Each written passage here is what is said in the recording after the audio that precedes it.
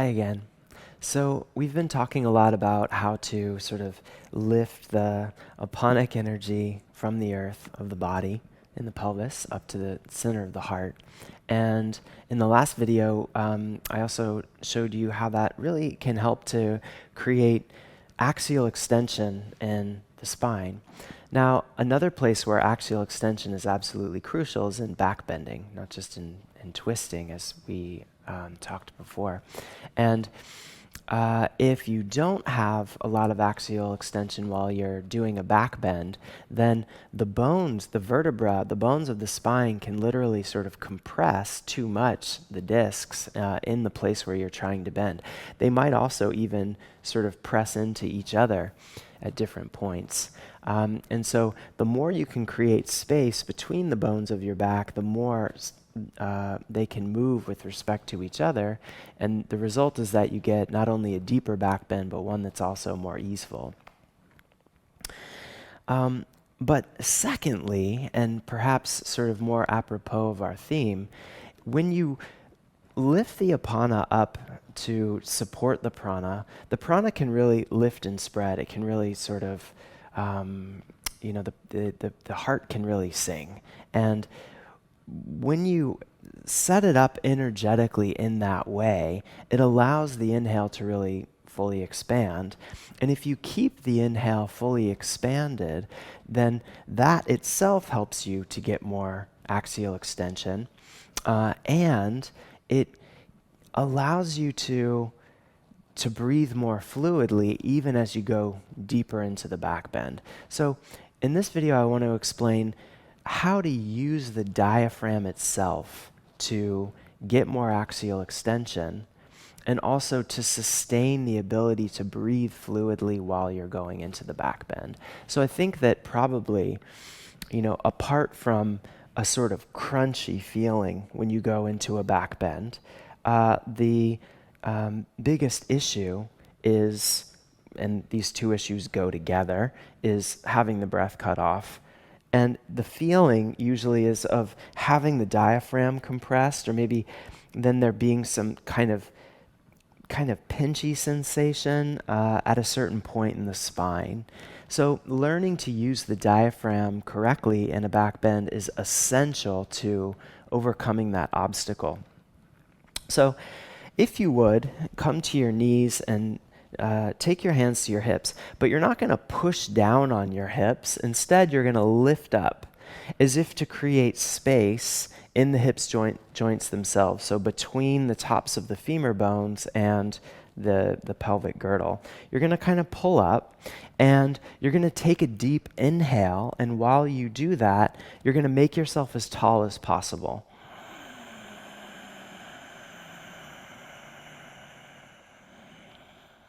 And then pause. And then when you exhale, keep all the length. Try not to lose any of the height at all.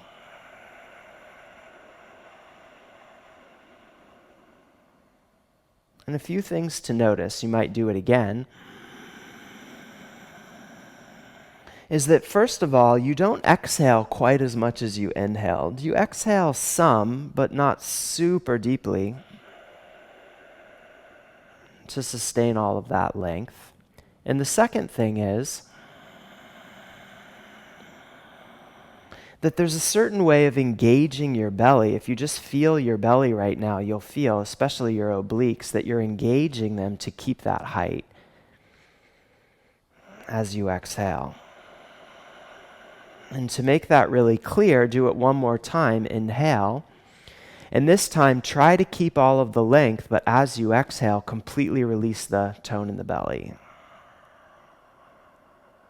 And you'll find yourself just sinking back down. So that shows you that keeping that tone in the belly is absolutely essential. Now, another point to make from the same place is that you really can't get height on the exhale if you don't have it already. You can keep it, you can sustain it, but you can't get the height on the exhale. So just take a sort of normal inhale, not really trying to make yourself as tall as possible. And then with the next exhale, try to get length. And you'll find that you can't. It's just futile, right? So why is that? Why is it that the inhale itself helps to get you length? I mean, obviously the lungs are filling with air as you inhale, but what I think is not obvious and what is perhaps more central to this action is that the diaphragm, as you inhale, is spreading out and pressing down on the abdominal viscera. And because you're engaging your belly in the way that you intuitively did, the diaphragm is pushing on something that's pretty taut. So the rib cage then naturally lifts up as the diaphragm pushes down, because remember, the outer edges of the diaphragm are attached to the rib cage. So as the top pushes down, the sides kind of flare out, and there's really no way for the rib cage to go then as the lungs are filling with air except for up, okay? So when you're backbending, you want to learn, and this is a sort of cultivated ability, to keep the diaphragm taut and spread wide even while you're exhaling, okay?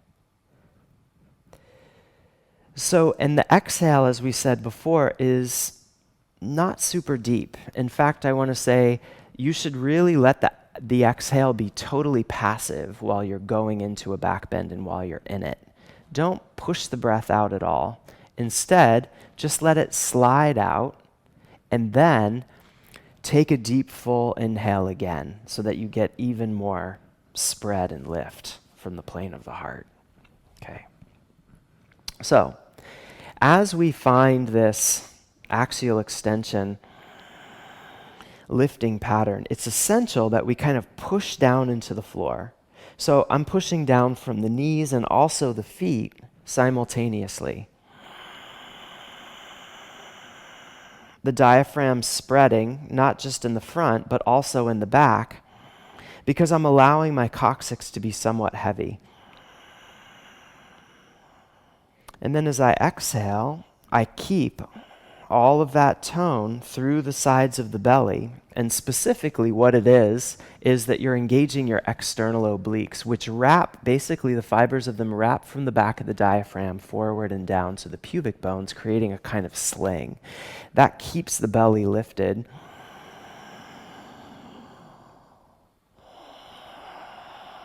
And then as I start to go back into the Ustrasana position, I start to pull my pubic bone back toward my coccyx.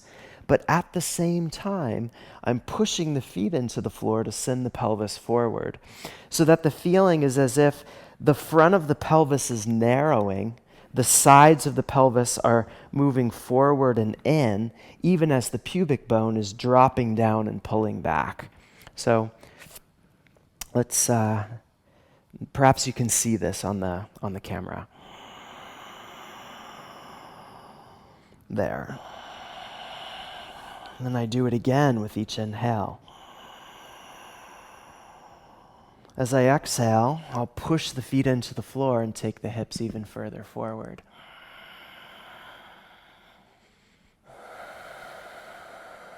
And the back of the diaphragm stays spread, and I'm lifting it continuously.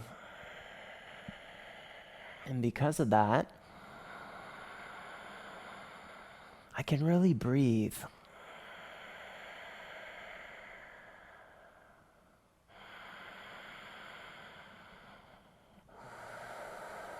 Inhale, I come up. And exhale, coming back down. Okay, so those actions in the legs and in the lower belly, lifting up, those are obviously these sort of, Mula Uddiyana Bandha actions. But there's another aponic movement here, which is supporting me from within and allowing the prana to really lift and spread while I'm in this, rather formidable form. And that is the downward movement of the diaphragm, which is, of course, part of the inhale pattern, but because it's moving downward and contracting, it's an aponic movement, right? So the action of the diaphragm becomes, and especially in backbending, a sort of further aponic support for the expansion of the prana pattern. Okay? And if I let go of any of that while I'm in the backbend, so if I let the belly drop like that, it just crunches right into my back. I think you can see that.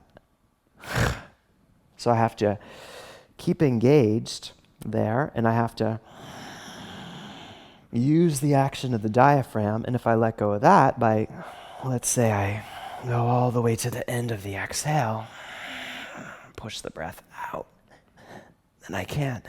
It's really hard to breathe out of that, right?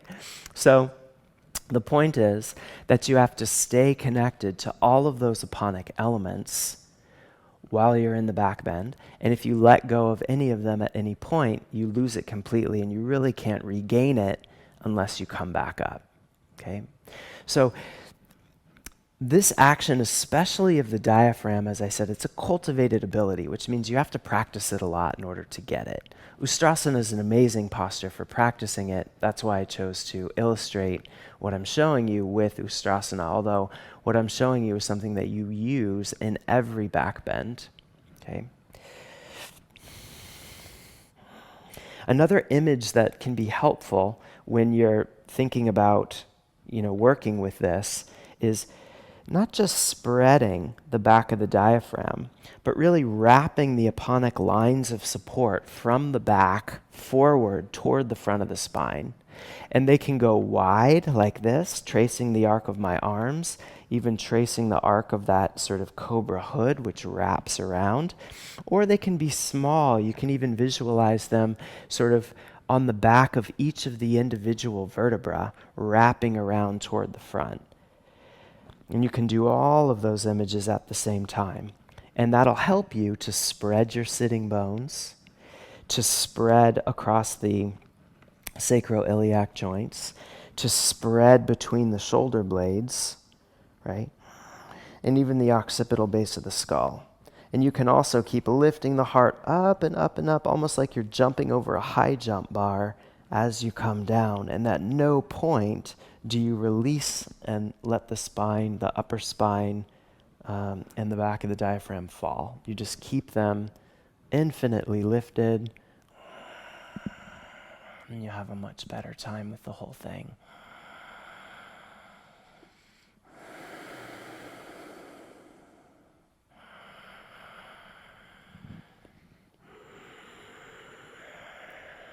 Okay? Now, cultivating a lot of strength in the legs is essential, obviously, to sustaining that connection to the earth.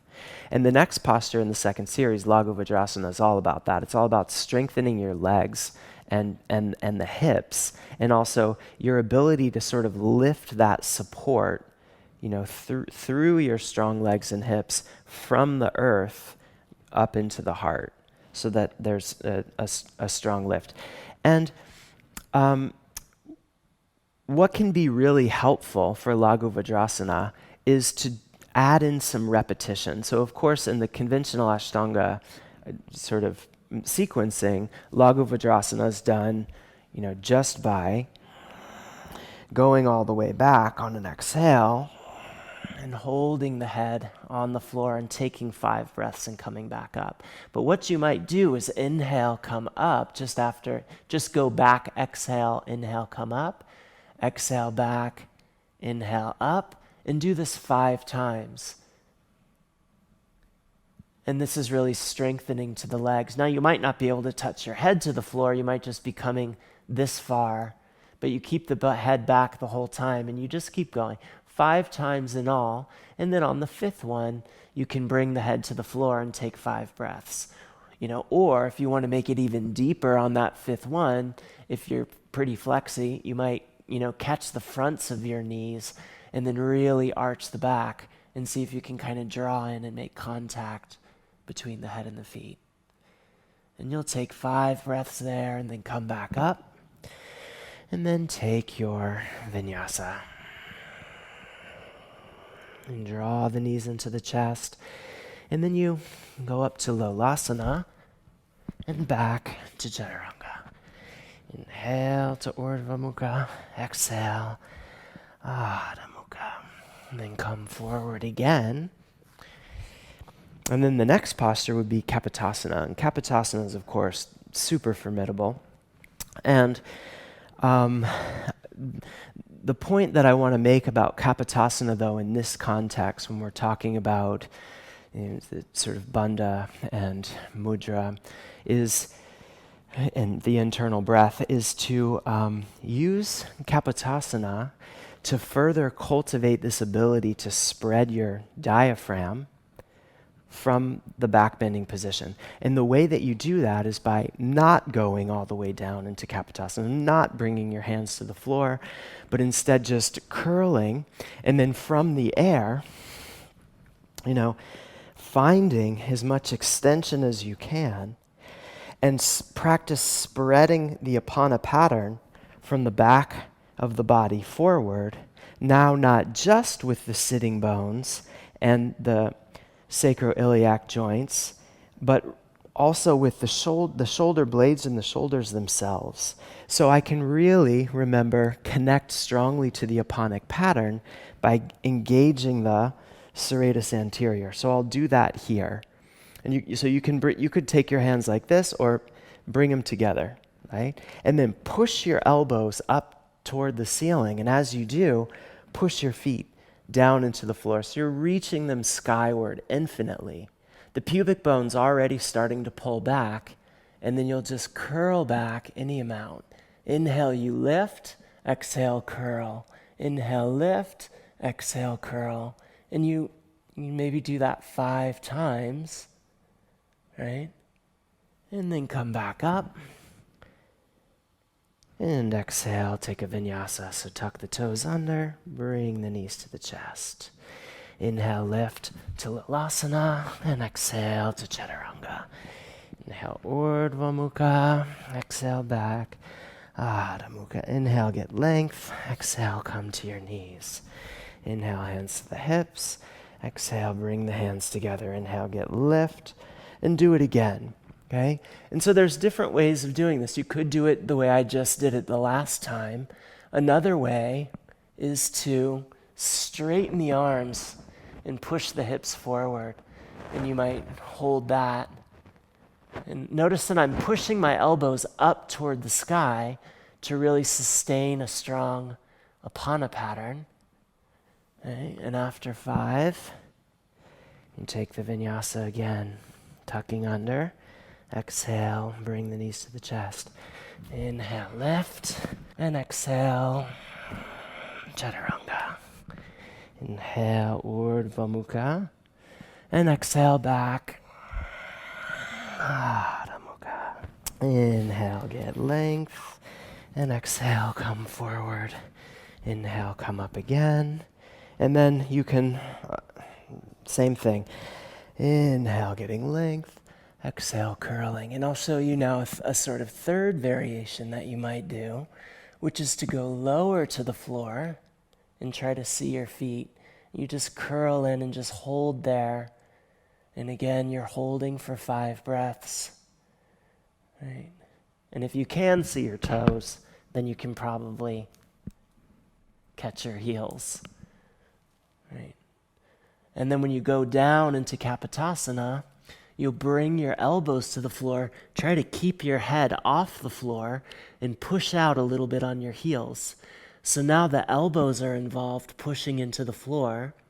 You're also pushing the feet down, but the pubic bone's dropping toward the coccyx. The head's not even touching, if possible. Not squeezing the back side, but getting lots of lift nonetheless in the pelvis. You can stay there a while. It's nice to stay 10, even 15 breaths before moving into the B position. And this one too. You could stay a while, but if you need to take your hands back to straighten the arms, do that.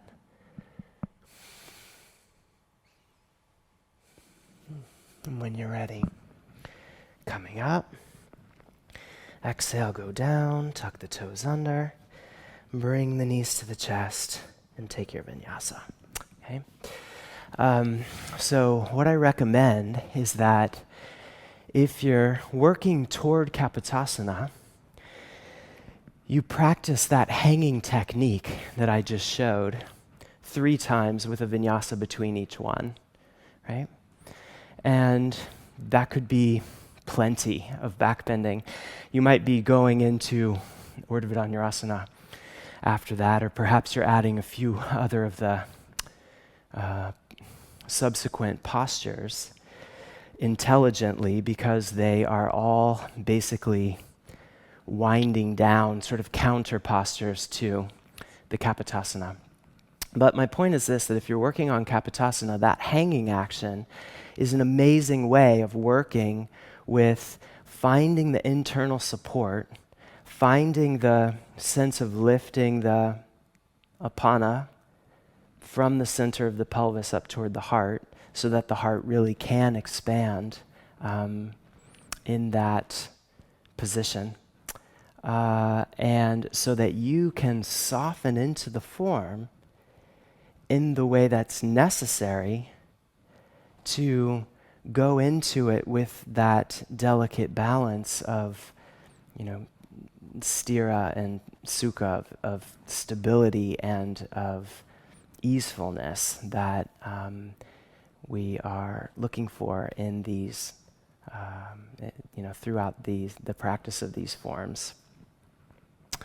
So when you're practicing holding yourself back like that, what you're looking for is a smooth, easy breath. If the breath becomes really labored, or you feel like you really can't breathe, just come out of it, take the vinyasa, try again. Maybe don't go quite as deep the next time. Because when you're down into it in a point where you can't breathe, nothing constructive can happen, You've sort of you've severed your connection to the aponic foundation of the form. And so you can't breathe well. And if you can't breathe well, then even the sort of cathartic process of the yoga can't unfold, because having severed the connection to the aponic force, you've severed connection to the dissolving force. So anything that's sort of coming up for you in that moment of anxiety, being in Kapotasana, is not going to be allowed to dissipate and dissolve in a healthy way. So it's absolutely essential when you're doing this, when you're working with this, that you sustain the ability to breathe easefully. Of course you want to play your edge. Of course you want to challenge yourself, but you can do so more intelligently, even more constructively and more potently, by just playing the edge of the breath and not stepping over it and staying there. So now I want to show you how these same basic principles apply in Urdhva Dhanurasana. So not only do you work with the diaphragm in the exact same way in Urdhva Dhanurasana, but there's a way of using the shoulders, using the way that you're pressing your hands into the floor and wrapping your shoulders is also supremely important here. Because as we know, the engagement of the serratus anterior helps you stay connected to the aponic pattern. So in Urdhva Dhanurasana, if you're allowing your elbows to wing out, then the apana pattern starts to sort of dissipate. And because it does, it's very hard to find ease in Urdhva Dhanurasana. A second way that you can sort of short-circuit the energetic integration between prana and apana in Urdhva Dhanurasana is by squeezing the backside. That is, by squeezing the gluteal muscles, right? And, you won't, a lot of people, I think, experience some pain around the sacroiliac joints from squeezing the gluteals too much, but some people don't. And my point is that even if you don't, there's an important energetic reason for not squeezing your backside, right? And that is that when you squeeze the backside, you really constrict the flow of the of the breath through the psoas lines. So you don't have that same energetic integration, and so you don't have the same smooth, easeful quality of breath that you could have if you learned to soften the backside while you're holding yourself in Urdhva Dhanurasana. Now, the backside has to engage when you come up into Urdhva Dhanurasana. It's just sort of part of the physiology of that movement. But once you're there, it's totally possible to release the backside without losing any of the lift in the hips. And the way that you do that is by really pressing down with the legs themselves. So the hamstrings and the quadriceps both engage in concert to push the feet sort of down and also into the floor kind of that way, away from the hands. And then with the hands, you push, you're sort of pushing, the hands and feet are sort of pushing away from each other, let's say. And because they're pushing away from each other, there's really nowhere for the pelvis to go but up. As the pelvis goes up, you can drop the pubic bone toward the coccyx, and that will help you move your sitting bones out away from each other, spiraling the femur bones internally so that the backside can release. And all of that, of course, while keeping some tone in the external obliques, as I showed you in Ustrasana. So let me demonstrate. You'll, from your back, you'll set the hands, and you want to set the hands so that the index fingers on each side are pointing right toward the same foot. So the right index finger pointing toward the right foot, the left pointing toward the left. And if you're not really sure where your hands are, you might just exhale and come to the crown of your head so you can see your hands out in front of you. And then you can, they'll be slightly turned out from neutral in order to come into that position. And then the elbows, no wider than the shoulders. You want to keep them right where they are. And then the backside engages as you come up. But as soon as you come up, you drop the pubic bone back down. And I don't know if you could see that, but the pubic bone sort of falls back toward the coccyx. And then I really press the hands and feet away from each other and also down into the floor, and that lifts the hips very brightly. So I want to show you again that gesture of coming up, and one way that you can sort of play with the gesture in the pelvis is from this kind of bridge shoulder stand position.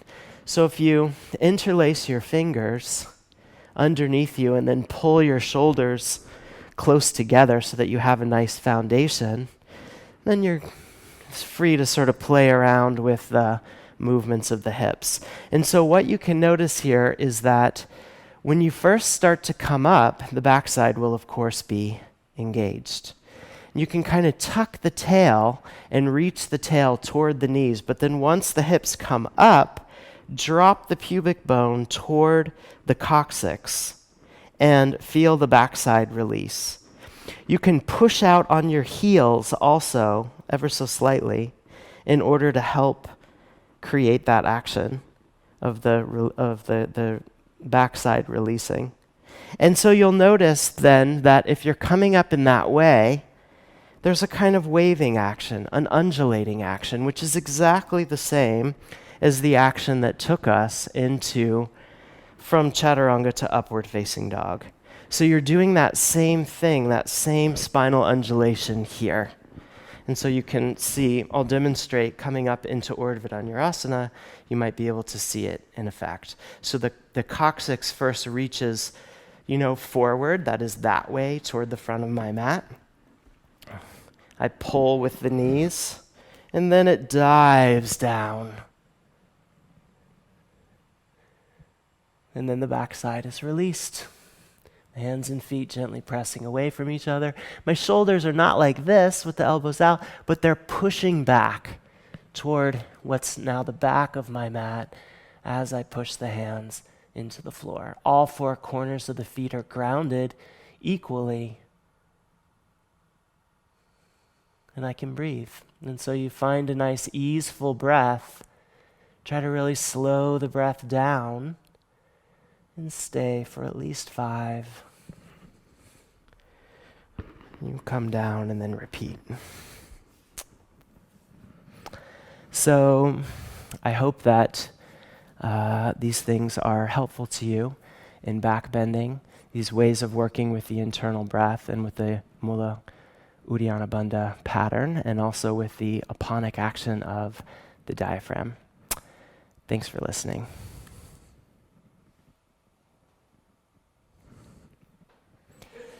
You're still under 35 minutes. Cool.